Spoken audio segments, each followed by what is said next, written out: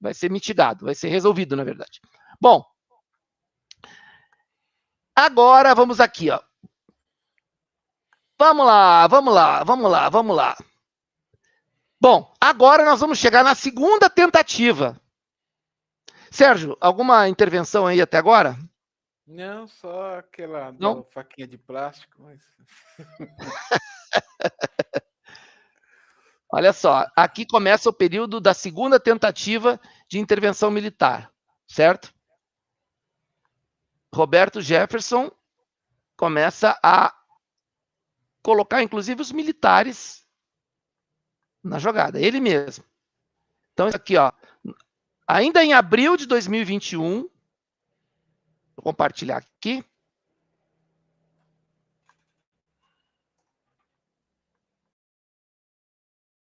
O Roberto Jefferson já estava fazendo das suas, e olha o que ele diz aqui, ó. É hora das Forças Armadas agirem. Ou seja, atendendo ao clamor de toda a direita, ele entrou em campo. Roberto Jefferson estava em campo, estava jogando. Enquanto os outros eram, entre aspas, perseguidos, presos, ele estava ainda tentando. E vocês veem que a direita já usava aquela história de o bom soldado não deixa o companheiro no campo de batalha, o bom comandante não larga o seu soldado ao relento, não larga seu soldado para trás. A direita já dizia isso, né, por causa dos presos, né? Por causa dos presos aí, da Sara, do pessoal dos 300, daqueles dois lá de São Paulo, né? Deixa eu fazer um registro aqui. A Neuza Spring-Mollier colocou o nome aqui do delegado, que me fugiu o nome, que é o Maurício Valeixo. Obrigado, Neuza. Ela já tinha colocado, eu tinha me esquecido de citar. Então, era o Maurício Valeixo que foi o pivô daquele lance lá com o Moro. Inclusive, o próprio presidente Bolsonaro falou com o Maurício Valeixo. O Maurício atendeu ao pedido do presidente, pediu exoneração, né? E isso tudo ocorreu naquele momento lá. Então, olha aí, ó, o Roberto Jefferson já botando as manguinhas de fora, pedindo intervenção militar. Bom, em agosto, dia 13 de agosto, nosso Bob Jeff, nosso leão conservador, foi preso. Deixa eu fazer aqui eu vou abrir aqui uma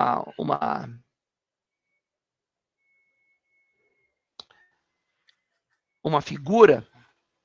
Essa prisão foi pitoresca, mas ele foi preso, né? então, por ordem de Alexandre de Moraes. Como ela se deu, foi pitoresca.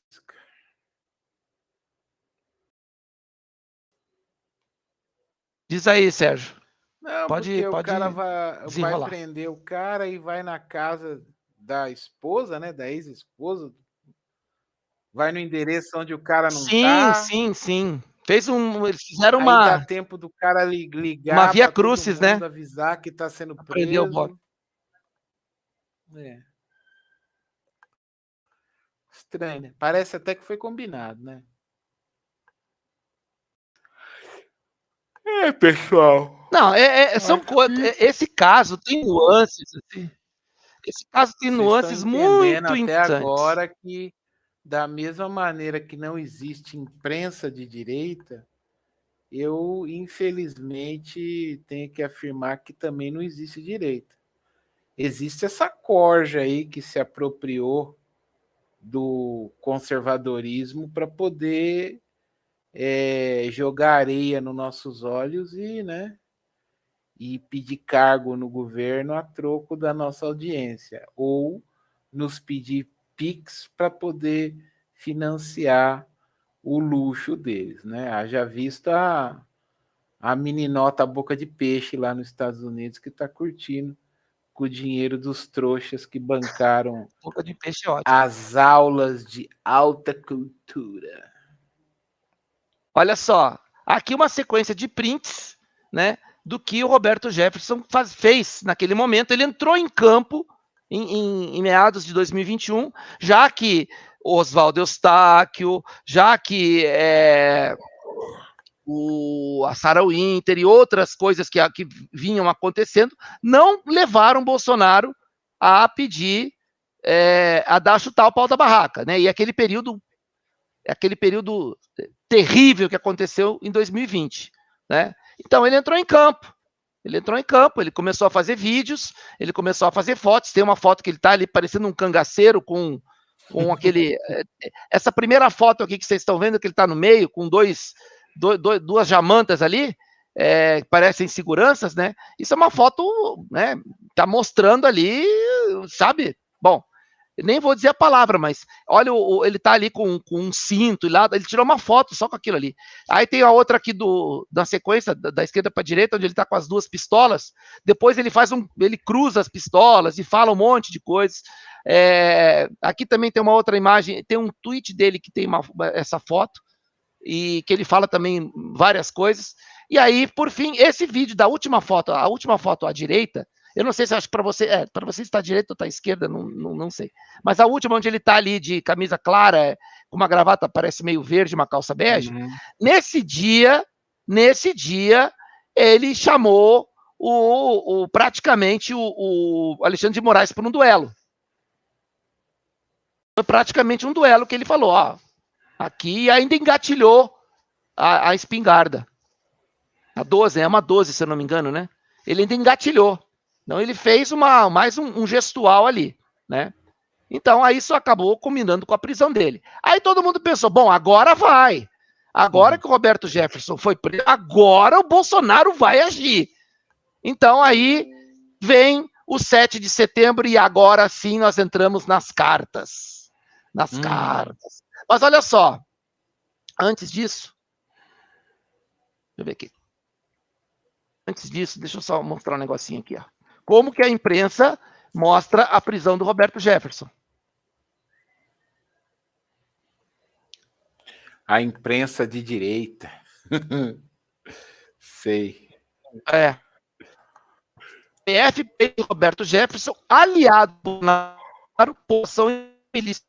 Aí eles põem a foto, né, dele abraçando o Bolsonaro, né, uma reunião boa que eles tiveram e tal, quando ele estendeu o tapete vermelho para o presidente e tudo. Então eles colocam isso, mostrando ali um alinhamento, né? E aí eles prenderam o Roberto Jefferson porque ele entrou nesse inquérito das milícias digitais por conta do que ele fez, né? Eu não estou entrando no mérito, eu estou dizendo o que ele também cavou todas as faltas possíveis para entrar nesse roldão aí, tá? Não me venham com chorumelas. Aqui não tem dourar a pílula, não. Bom, as cartas. Bom, dia 25, eu tenho uma sequência de cartas antes do dia 7 de setembro, tá? Então, olha só, dia 25, o Bob Jefferson só aqui com o texto, né? Reflexões de um preso político. Então, eu vou ler aqui rapidinho, tá aqui, ele colocou na íntegra, tá? Reflexões de um preso político. A elite tecnocrática nomeada e vitalícia destruiu a crença do nosso povo na democracia. Qual o principal sentimento, qual a principal convicção, a principal certeza de fidúcia e confiança no regime da lei e da ordem? O que ele está insinuando aqui? Como realmente a gente confia no regime da lei e da ordem? A correta, diligente e honesta aplicação da lei. Essa é a garantia da existência da justiça e sua aplicação. Segurança jurídica, igualdade, tá repetido, né? O orgulho causado de brios e felicidade do povo brasileiro decorreu de saber que os poderosos foram alcançados pela espada da justiça. A Operação Lava Jato e suas consequências gerou expectativas, mais convicções de que todos são iguais perante a lei. Orgulho, igualdade perante a lei. Políticos, juízes, empresários corruptos, sendo presos e condenados à prisão e obrigados a devolver o fruto do mal feito.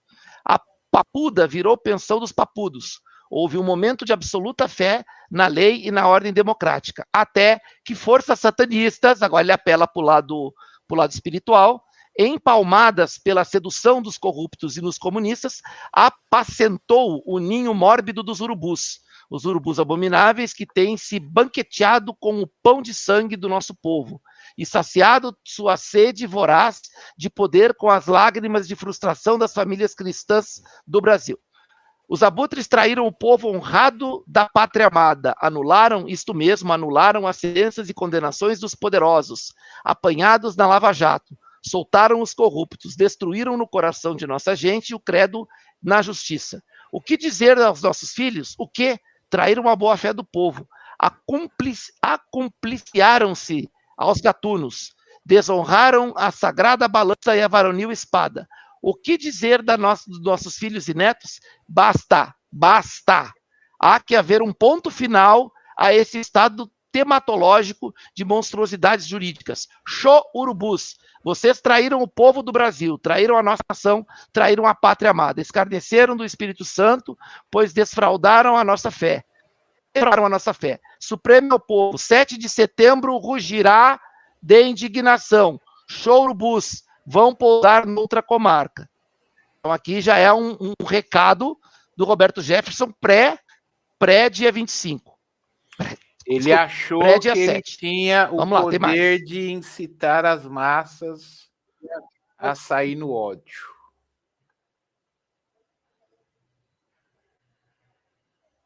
Então.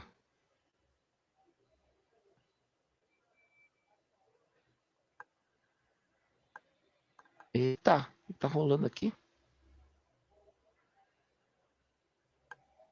Tô com o meu computador um pouquinho lento. Tá, agora vai.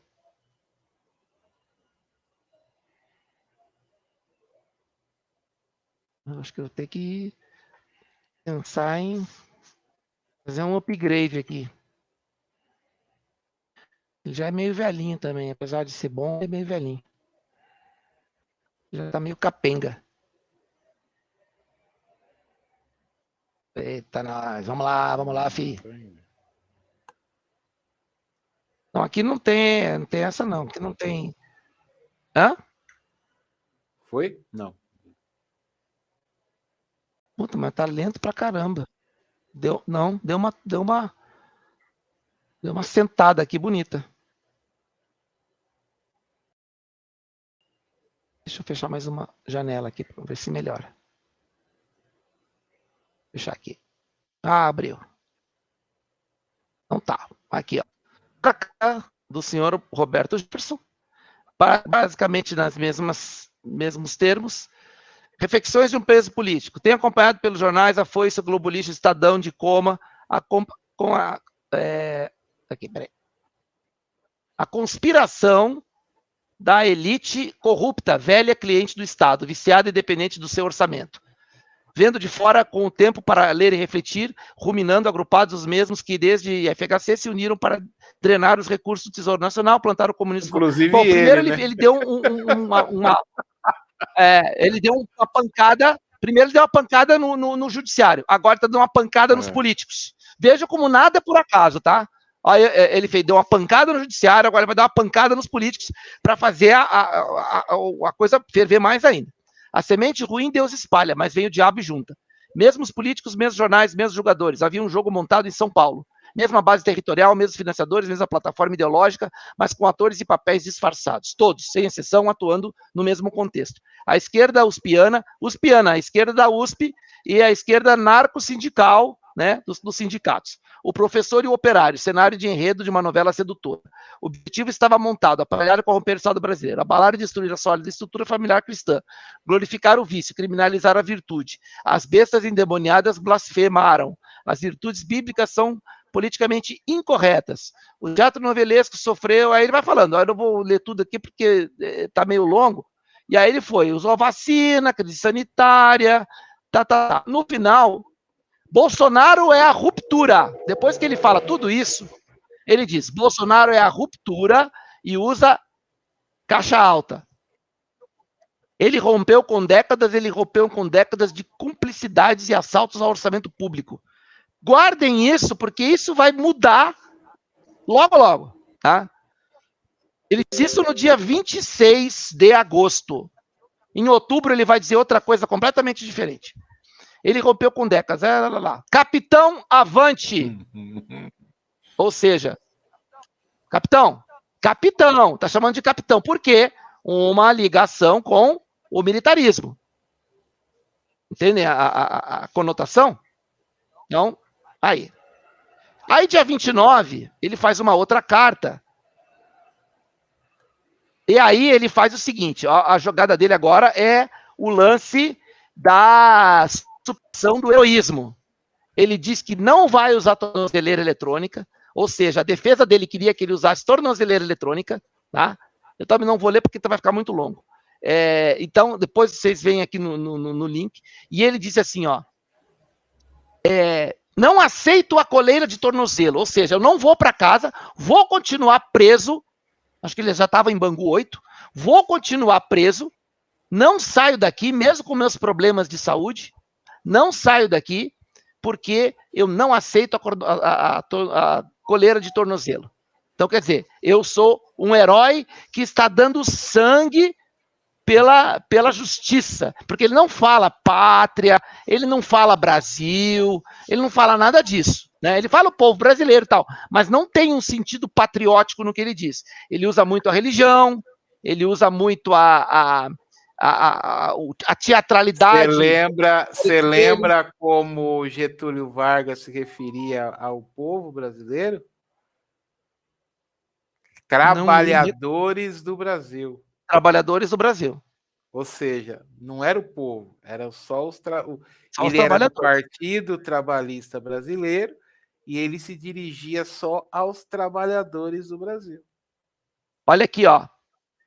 Profetizo que o povo cristão patriota, antes que seja tarde demais, com seu rugido de liberdade em 7 de setembro, nos livrará desses urubus que pousaram com mau agouro nas costas do Brasil.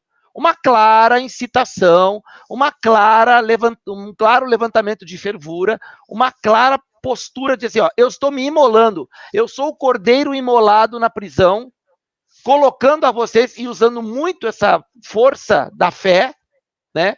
Usando muito esse jargão, os jargões bíblicos, e se colocando como o cara que está sendo ali sangrando dentro de uma prisão, resistindo a colocar uma coleira de tornozelo para se colocar como o grande herói da situação toda e ainda em si concitando o povo a rugir em 7 de setembro. Tá? Então, esse é o ponto. Aí tem uma outra carta no dia 3. Vejam a sequência. No dia 3 de setembro, ele fala, e aí sim ele fala do estado de saúde. Primeiro ele coloca como ele é um herói se imolando pelo que acredita, né? E aí... Ah, tá. Eu vou colocar aqui, não é esse link aqui é o da Cristiane Brasil, mas olha só. Olha quem publicou a carta dele na íntegra. Oh, Brasil sem medo. Que coisa séria, né? Aqui ele coloca lá, Bangu 8, leões e leões, guerreiros do Partido Trabalhista Brasileiro. Escreva essa carta a vocês às 18 horas, no momento em que muitos cristãos se voltam a Deus para aclamar suas aflições, robustecer suas esperanças e a fé, para agradecer e louvar. Grandioso és tu. Aí aqui ele vai descrevendo todo o calvário das doenças dele, o calvário da saúde dele. Tá? Então aqui é mais uma questão, veja só, ele fala da crise renal, dos sintomas que ele teve, tudo isso às vésperas do dia 7. Qual a mensagem aqui? De novo, eu estou dando o meu sangue, porque dia 7 nós temos que acabar com isso, eu estou aqui fazendo o meu sacrifício, literalmente meu sacrifício físico por vocês, pelos patriotas, pelos cristãos, né? Vamos lá. Deixa eu ver se tem uma frase de efeito aqui no final. Tá bem longo isso aqui. Aí no final ele fala assim, ó. Olha só o apelo emocional. Irmãos, me ajudem a sair daqui. Esta é a minha petição. Nossa força e vitória é Jesus. O que ele está querendo dizer com me ajudem a sair daqui? Acabem com isso no dia 7. Demitam Alexandre de Moraes. Façam o presidente usar as Forças Armadas e me tirem daqui, porque eu estou preso ilegalmente e o Alexandre de Moraes saindo do STF, eu sou solto. É o recado claro. Eu não estou inventando, gente. Tô indo longe demais, Sérgio. Não. Eu falei, É a eles minha tentaram interpretação. de uma maneira tosca, né? De uma maneira tosca, tanto Sim. que não deu certo. Eles tentaram fazer uma revolução colorida aqui e entregar o Bolsonaro de bandeja para o STF. É isso que eles tentaram fazer. Pois é, a questão dos políticos que ele coloca naquela carta é a revolução colorida no ápice. Destruam os políticos. Os políticos Sim. drenaram o Brasil. Ué, Os lá políticos na Ucrânia eles fizeram o que com os políticos em 2014? Não jogaram os jogaram políticos em dentro cesto de lixo. Então, Gente, tá aí, pessoal, tá aí. vamos fazer aqui uma contextualização. O Bob errou no que ele disse. Ele falou alguma inverdade aí? Óbvio que não. Ele não falou nenhuma mentira. Ele falou verdades aqui. Tudo que ele disse é verdade. Só que nós precisamos entender o contexto do que ele está dizendo e o momento. A intenção que está por trás dessas verdades. Então, quer dizer, são verdades que, se ditas a qualquer tempo e a qualquer momento, ok, beleza. Só que foi uma sequência de cartas elencando pontos específicos, né? O judiciário, os políticos, o sacrifício que ele está fazendo e o quão ele é doente, o quão ele está debilitado e mesmo assim ele permanece no sacrifício e pede para que tirem-no dali. Leiam as cartas, leiam as cartas. É um show de tentativa de mobilização. Isso aqui é uma tentativa de mobilização popular. Né? Ele se coloca como um grande líder popular a levantar as massas para pressionar. A Revolução Colorida lá não foi uma revolução colorida feita pelo governo da Ucrânia. A Revolução Colorida que eles querem aqui é feita pelo governo, pelo presidente Bolsonaro com as Forças Armadas. E levaram o povo a criar um caldo tão pesado que o presidente se veria na posição de fazer o que eles pediram por pressão popular. Não conseguiram. Mais uma vez, fracassou a tentativa de golpe, tá? Porque agora vocês vão entender tudo isso vocês vão entender. Bom, aí, vamos lá. O Roberto Jefferson, ele faz o seguinte. Em outubro, depois do dia 7, aí houve o dia 7, o presidente o presidente falou em Brasília, o presidente falou em São Paulo, na Paulista, o presidente fez toda a sua aparição, falou firme, falou forte, né, deu o recado, mas no dia 8, o que ele fez? Ele fez um contorno da situação. Tá? Ele não ia botar, ele nunca pensou em botar, nós dissemos aqui, no YouTube, no outro canal, nós dissemos, gente, não vai acontecer o que vocês estão querendo. O presidente não vai jogar o país numa aventura.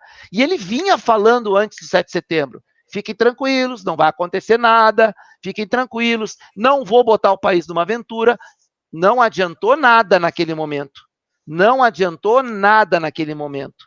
As pessoas, com o Roberto Jefferson insuflando, coordenando o pensamento desse movimento todo da direita, levantando todo o volume de pressão e fazendo o caldo ferver. Isso vai para a imprensa bate, é ato antidemocrático, vai ter golpe, e toda essa estrutura politicamente aparelhada da imprensa descendo a lenha para o golpe, e o Bolsonaro falando. Eu queria só fazer uma parte aí. Pessoal, manda ver.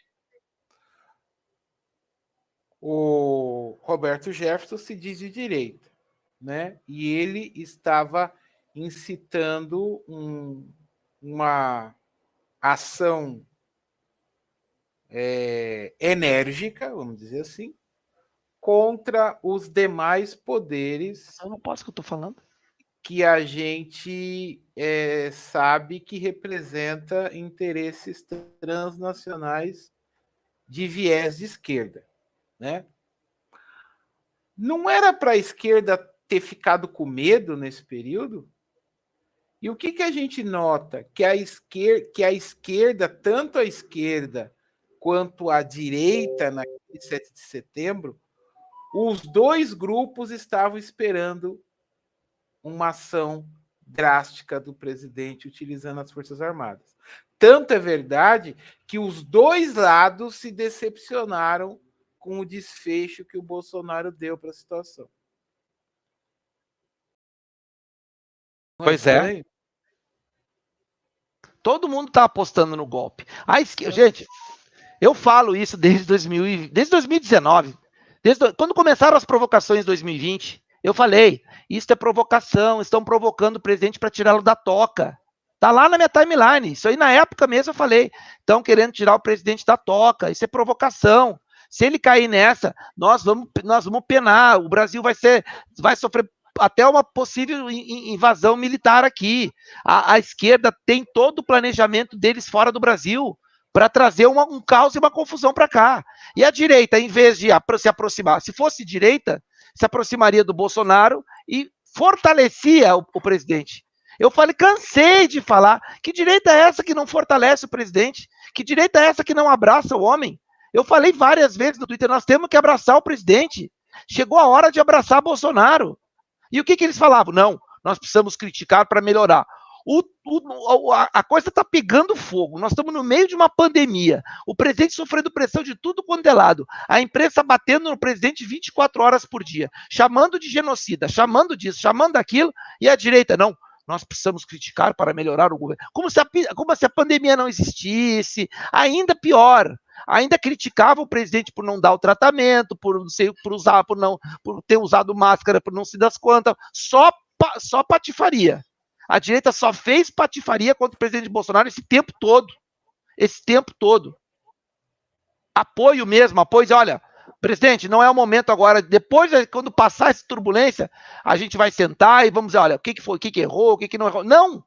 Os erros que eles criticam no presidente eram os erros que eles entendiam como erro para poder bater. Quase que 100% do que eles indicavam como erro, por isso que o presidente fala, eu não errei nada. Tudo que eu disse aconteceu. Eu vou fazer uma parte aqui, eu vou falar por mim, porque eu acho que talvez muita gente esteja na mesma situação que eu, mas tenha se esquecido pelo apelo midiático desses youtubers aí, tá? Eu vou falar, eu vim conhecer o Bolsonaro em 2017, final de 2017, tá? E aí conheci, gostei e comecei a acompanhar ele e decidi que eu ia votar nele e votei nele. Pessoal, todos esses youtubers aí que hoje falam como se eles tivessem elegido o Bolsonaro, eu não conhecia nenhum deles em 2018, tá?